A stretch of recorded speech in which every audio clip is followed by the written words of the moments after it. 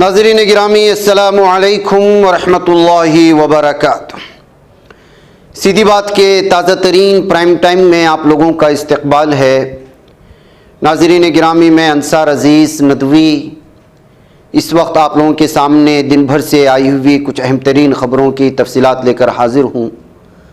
तफसीलात में जाने से पहले आप लोगों से जो दरख्वास्त होती है उस पर तवज्जो करने की अपील करूंगा। दोनों प्राइम टाइम शाये हो चुके हैं, जिन अहबाब ने नहीं देखा ज़रूर जा कर के देखें। आइए पहली खबर की जानिब बढ़ते हैं। कर्नाटक एक सरकारी नर्सिंग कॉलेज में ज़ेर तालीम जम्मू कश्मीर के तालिब इल्मों की लंबी दाढ़ी के तनाज़े को खुश उसलूबी से हल कर लिया गया है।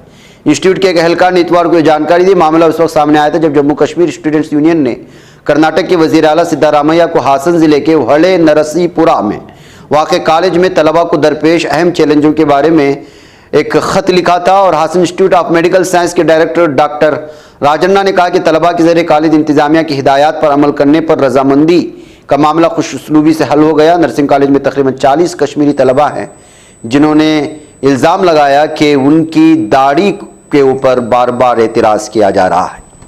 यूपी के लखनऊ में खातून इंस्पेक्टर रोती हुई पुलिस स्टेशन पहुंची जहां उसने अपनी इंस्पेक्टर शोहर के खिलाफ शिकायत दर्ज कर खातून ने इल्ज़ाम लगाया उसके शोहर का उसकी जेठानी के साथ मुआशका चल रहा है और दोनों रोज़ाना बिस्तर पर अय्याशी करते हैं। खातून की बात सुनकर अफसरदा अफसरान हैरान रहे। खातून ने अपनी जेठानी पर की गई संगीन इल्ज़ामात भी लगाए।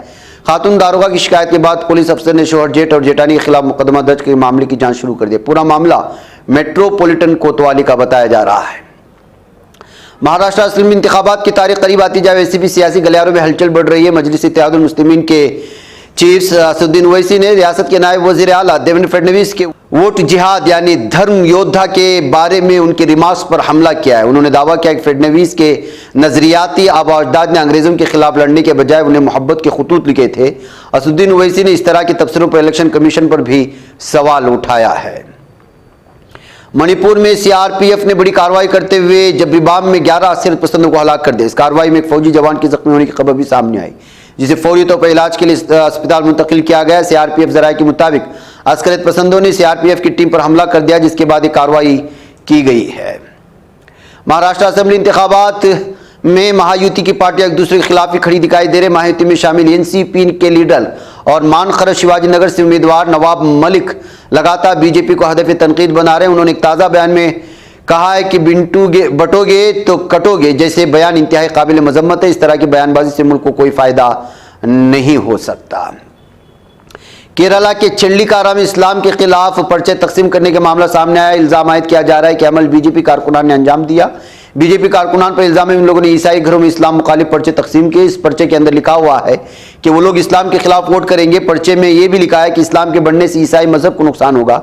साथ ही पर्चे में बीजेपी को वोट देने की तलकीन भी की गई। केरला में पर्चा त्रिशूल अक़लियती मोर्चे की निगरानी में जारी की गया है।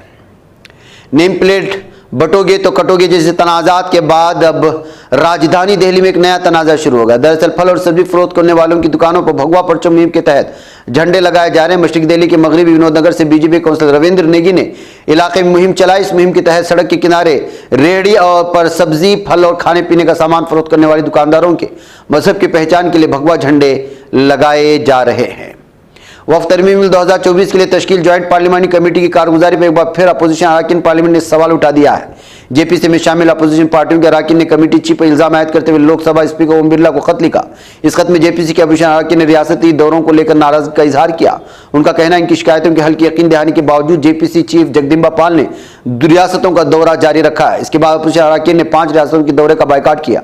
साथ ही जेपीसी चीफ की क़यादत में हो रही मीटिंगों में कोरम पूरा न होने का इल्जाम भी लगाया गया है। एनसीआर फिजाई आलूगी का मामला संगीन इख्तियार करता जा रहा है। इस दरमियान सुप्रीम कोर्ट ने एक मामले पर समाअत करते हुए कहा कोई मजहब आलूगी को बढ़ाने की तरगीब नहीं देता। अदालत ने यह भी कहा कि अगर पटाखे जलाए जाते हैं तो हवा साफ नहीं मिल पाती, जो आर्टिकल 21 यानी जिंदगी के हुकूक की खिलाफ वर्जी है। समाजवादी पार्टी चीफ और साबिक वज़ीर आला अखिलेश यादव उत्तर प्रदेश के वज़ीर आला योगी आदित्यनाथ के ताल्लुक से एक पेशनगोई की है कि कंदरकी में पीर के रोज इंतखाबी रैली से क़याम करते हुए उन्होंने कहा कि महाराष्ट्र असेंबली इंतखाब के बाद उनकी कुर्सी छीन ली जाएगी। अखिलेश का कहना है कि आजकल हुकूमत को अपनी कुर्सी बचाने का गुस्सा है क्योंकि दिल्ली वालों ने तय कर लिया है कि महाराष्ट्र इंतखाबात के बाद उनकी कुर्सी नहीं बचेगी। मध्य प्रदेश के साबिक वज़ीर आला कमलनाथ ने रियासत में बढ़ रहे नशे के कारोबार पर फिक्र का इजहार किया। उन्होंने कहा कि रियासत नशे का अड्डा बनती जा रही है। इस कारोबार में लगे लोगों को पुलिस का तहफ़्फ़ुज़ भी हासिल है। सख्त इंतबाह के बावजूद गुज़श्ता कुछ दिनों से पराली को आग लगाने के वाक़यात की वजह से पंजाब के कई शहरों में हवा का मेयार ख़राब हालत में रिकॉर्ड किया जा रहा है। इस वजह से खुले में सांस लेना भी लोगों की सेहत के लिए नुकसानदा होने लगा है। जस्टिस संजीव खन्ना मुल्क के नए चीफ जस्टिस ऑफ इंडिया बन गए हैं। राष्ट्रपति भवन में पीर को भी एक तकरीब में उन्हें सदर जमहूरिया द्रौपदी मुर्मू ने ओहदे का हलफ दिलाया। इस मौके पर कई मौजूद शख्सियात मौजूद थी। हलफबरदारी के साथ ही जस्टिस खन्ना 21वें चीफ जस्टिस ऑफ इंडिया बन गए। इनकी मुद्दतकार 13 मई 2025 तक यानी तकरीबन 6 महीने होगी। राष्ट्रीय जनता दल के सुप्रीमो लालू प्रसाद यादव ने कल कहा कि झारखंड समेत पूरे मुल्क में इंडिया इत्तेहाद बहुत मजबूत है। इस असेंबली इंतखाबात में भारतीय जनता पार्टी को जड़ से उखाड़ फेंकना होगा। महाराष्ट्र के साबिक वजीर एनसीपी अजीत पवार रहनुमा बाबा सिद्दीकी कत्ल केस में मजीद 5 लोगों को गिरफ्तार किया है। इस मामले में शूटर शिव कुमार से पनाह देने वालों को 10 नवंबर को गिरफ्तार किया गया। STF Uttar Pradesh Mumbai crime branch की मुश्तरका टीम ने इस शूटर को पकड़ लिया है। पुलिस ने इसे नानपाड़ा बहराइच से पकड़ा है। मगरबी यूपी की मीरापुर असेंबली सीट पर होने वाले ज़मीनी इंतखाबात के सिलसिले में सियासी सरगर्मियां बढ़ गई। समाजवादी पार्टी ने सुंबुल राणा को टिकट दिया है और इकरा हसन ने तशरीफ मुहिम के दौरान नगला बुजुर्ग गांव में जलसे आम से उन्होंने खिताब भी किया था। चाड में बोको हराम के हमले में उसके बाद होने वाली झड़प में इब्तिदाई इतलात के मुताबिक 15 फौजियों के हलाक होने की खबरें आ रही हैं। जापान की जुनूब मगरबी हिस्से में बहरिया के माइन स्वीप पर जहाज में आग लगने के नतीजे में हमले का एक फर्द लापता और एक जख्मी हो चुका है। नाइजीरिया की केबी रियासत में दहशतगर्दी के हमले में 15 अफराद जाँ बहक हो गए। कौमी मीडिया के मुताबिक इलाके में नहीं जाहिर होने वाली एक तंजीम लाकोरावा ने केबी रियासत के आगे इलाके में मुसल्लह हमला किया था। यमन में ईरानी नवाज हुसैन ने ऐलान किया कि उन्होंने इसराइल के वस्ती इलाके में फौजी नल सोरेग बेस को बैलिस्टिक मिसाइल से निशाना बनाया। हुसी फौजी तर्जुमान याह्या सिरी ने सोशल मीडिया पर एक वीडियो बयान में इस बारे में मालूमात फराहम की है। जालिम दहशत इसराइली फौज के लबनान के मशरक़ी और जुनूबी इलाकों पर कल के हमलों में 30 अफराद की जाँ बहक होने की खबरें आ रही है। लबनानी सरकारी खबर रसाई इदारे एनएनए ने इसराइल के कल बालबक अल हरमल जुनूबी सूबों पर किए गए हमलों की तफसीलात फराहम की हैं। फिलिस्तीनी सदर महमूद अब्बास ने कहा कि गजा में दूसरी नकबा और तारीख की बेमिसाल नस्लकुशी की जा रही है। फिलिस्तीनी वज़ीर-ए-आज़म मोहम्मद मुस्तफ़ा ने अक़वाम मुत्तहिदा की सलामती कौंसिल में करारदाद पेश करने की अपील की है जो इसराइल को गजा में नस्लकुशी रोकने पर मजबूर करे। उधर इसराइली वज़ीर-ए-आज़म बिन्यामिन नेतन्याहू जालिम दहशतगर्द ने मुतल्लिक़ा दावा किया है कि लबनान में हिज़्बुल्लाह के अरकान के इस्तेमाल में मौजूद रेडियो आलात और पेजर की तबाही की कार्रवाई इसराइली सिक्योरिटी काबीना की मुखालिफत के बावजूद उनकी ज़ाती पहल पर की गई थी। नाज़रीन में आज की बात खास बात में इतना। इंशाल्लाह फिर आप लोगों से मुलाकात होगी। मुझे इजाज़त दें। अस्सलामु अलैकुम रहमतुल्लाहि व बरकातुहू। ये चैनल हक निगर बन कर कुचल देता है फितनों को। अगर गंदी हो पॉलिसी तो मरते देख कितनों को।